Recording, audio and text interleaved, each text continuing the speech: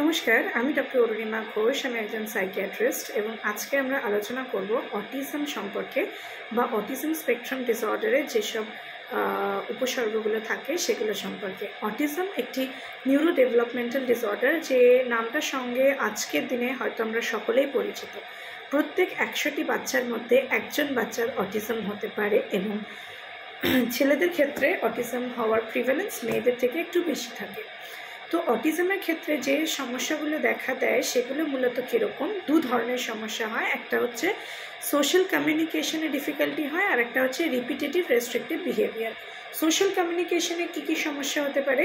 সেটা হলো বাচ্চার নন ভার্বাল কমিউনিকেশন, বা যেটাকে আমরা বলি যে আমাদের বডি ল্যাঙ্গুয়েজ, আমাদের হাত পা নাড়ানো, কথা বলা ছাড়াও যে আমাদের কমিউনিকেশন থাকে, সেই জায়গাগুলোতে বাচ্চার সমস্যা দেখতে পাওয়া যায়। বাচ্চার আই কন্ট্যাক্ট ঠিক মতো তৈরি হয় না এবং বাচ্চার ইমোশনাল রেসিপ্রোসিটিতে সমস্যা থাকে। মানে একটা বাচ্চাকে যখন আপনারা ভালোবাসছেন, আদর করছেন, সেও যে উল্টো দিকে আপনার প্রতি ভালোবাসা বা আদর বা এগুলো যে দেখাবে, সেই জায়গাটাতে একটা সমস্যা থাকে এবং বাচ্চার রিলেশনশিপ তৈরি করতে, ক্লোজ রিলেশনশিপ তৈরি করতে অসুবিধা দেখা দিতে পারে।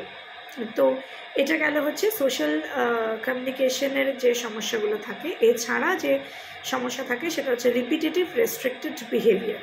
তো বাচ্চা অনেক সময় একই রকমের আওয়াজ করা, এটা স্পিচ বা মোটর বিহেভিয়ার হতে পারে, একই রকমের স্টিরিওটাইপ আওয়াজ করা মুখ দিয়ে, বা একই রকমের মুভমেন্ট করা, যেমন বাচ্চা একই জায়গায় দাঁড়িয়ে জাম্প করছে, হপ করছে, বা দোল খাচ্ছে, টু অ্যান্ড ফ্রো মুভমেন্ট করছে, এই ধরনের মুভমেন্টে অনেকটা সময় কাটাচ্ছে, এটা হতে পারে। অথবা একটা এক্সেসিভ ফিক্সেটেড ইন্টারেস্ট থাকতে পারে কিছু কিছু জিনিসের প্রতি, অতিরিক্ত ইন্টারেস্ট বা অতিরিক্ত ক্লিঞ্চ করে থাকছে ওই জিনিসটাকে। আবার কখনো কখনো দেখা যায় যে বাচ্চার কিছু কিছু জিনিসে হাইপার সেন্সিটিভ, অনেক সময় নয়েজে বাচ্চা হাইপার সেন্সিটিভ হতে পারে, যে একটু আওয়াজ হলেই বাচ্চা খুব চেঁচামেচি চিৎকার করে ফেলছে। আবার অনেক সময় হাইপো সেন্সিটিভ হতে পারে, যে বাচ্চাকে নাম ধরে ডেকেই যাচ্ছে কিন্তু বাচ্চার কোনো সাড়া শব্দ পাওয়া যাচ্ছে না। তো সেন্সরি স্টিমুলাসের ক্ষেত্রে কখনো কখনো হাইপো সেন্সিটিভ, কখনো হাইপার সেন্সিটিভ বিহেভিয়ার বাচ্চার থাকতে পারে। বাচ্চার রুটিন নিয়ে বা পার্টিকুলার কিছু রিচুয়াল নিয়ে ভীষণই অবসেস থাকতে পারে, যে একটি রিচুয়াল বা একটা কোনো অ্যাক্টিভিটি বা একটা কোনো রুটিন একটু চেঞ্জ হলেই হয়তো বাচ্চা খুব উত্তেজিত হয়ে যাচ্ছে, রেগে যাচ্ছে, ট্যান্ট্রাম শো করছে। তো এই ধরনের সমস্যাগুলো বাচ্চাদের মধ্যে থাকতে পারে। যদি এটা ছাড়াও আরও কিছু কিছু সমস্যা, যেমন বাচ্চার খুব কথায় কথায় রেগে যাওয়া, অ্যাঙ্গার কন্ট্রোলের সমস্যা, বা ইরিটেবিলিটি, বাচ্চার হাইপার অ্যাক্টিভিটির সমস্যা, বাচ্চার অ্যাটেনশন ডেফিসিট, আইকিউয়ের সমস্যা অনেক সময় অটিজমের সাথে একসাথে দেখতে পাওয়া যায়। বাচ্চার ল্যাঙ্গুয়েজ বা কথা বলা শুরু হতে অনেক সময় লাগতে পারে, বা অনেক দেরিতে হয়তো কথা বলা শুরু হচ্ছে। তো এই ধরনের সমস্যাগুলো যদি আপনাদের চেনা পরিচিত বাচ্চাদের মধ্যে বা আপনার নিজের বাচ্চার মধ্যে আপনি খেয়াল করেন, তাহলে আপনাকে সাথে সাথে ডাক্তারবাবুর সাথে যোগাযোগ করতে হবে, সাইকিয়াট্রিস্টের সঙ্গে অথবা পিডিয়াট্রিশিয়ানের সাথেই কথা বলুন। অটিজম একটি মাল্টিডিসিপ্লিনারি অ্যাপ্রোচ প্রয়োজন হয় অটিজম চিকিৎসার ক্ষেত্রে। সেটা যেমন সাইকিয়াট্রিস্টের প্রয়োজন হতে পারে, ক্লিনিক্যাল সাইকোলজিস্ট এর সাথে পরামর্শ করতে পারেন, পিডিয়াট্রিশিয়ানের পরামর্শ অনুযায়ী আপনাদেরকে চলতে হবে।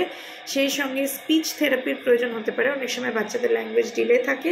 বিহেভিয়ার কারেকশন করার অনেক রকমের পদ্ধতি রয়েছে, যেগুলো ক্ষেত্রে ক্লিনিক্যাল সাইকোলজিস্ট আপনাদের সাহায্য করবে। বাচ্চার পড়াশোনা শেখার ক্ষেত্রে স্পেশাল এডুকেটরের প্রয়োজন হতে পারে। তো যাদের বাচ্চাদের মধ্যে অটিজম রয়েছে, সবসময় মনে রাখবেন যে অটিজম কিন্তু অ্যাজ সাচ কোনো অসুখ বলে এখনকার দিনে মনে করা হয় না। অটিজমের একটা লম্বা একটা স্পেকট্রাম থাকে, এটা একটা ডাইমেনশন। মনে করা হয় যে অটিজমের বাচ্চারা অন্য রকমের বাচ্চা, অনেক স্পেশাল গুণ থাকে বাচ্চাদের মধ্যে, অটিজম বাচ্চাদের মধ্যে। ধরুন, অনেকে খুব রিপিটেটিভ কাজ অনেক ভালো করতে পারে, অনেকে ক্যালকুলেশন খুব ভালো করতে পারে, অনেকে খুব ভালো মনে রাখতে পারে, তাদের স্মৃতিশক্তি খুব প্রখর হয়। তো আমাদের যেটা মেইন কর্তব্য সেটা হচ্ছে বাচ্চাদের যে জায়গাগুলোতে দুর্বলতা আছে সেগুলোকে পূরণ করে দেওয়া, আর যে জায়গাগুলো তাদের স্ট্রেংথ সেগুলোকে আরও ভালো করে আমরা যদি ইমপ্রুভ করতে পারি, তাহলে বাচ্চাটির ওভারঅল জীবন কিন্তু সুন্দর হতে পারে। সুতরাং অটিজম থাকলে আপনাদের একটা লম্বা স্ট্রাগল তো থাকেই মা বাবাদের। অবশ্যই তাড়াতাড়ি ডাক্তারের কাছে যদি নিয়ে যেতে পারেন এবং তাড়াতাড়ি যদি চিকিৎসা শুরু হয় তাহলে অনেকগুলো সমস্যা কিন্তু সমাধান করা সম্ভব।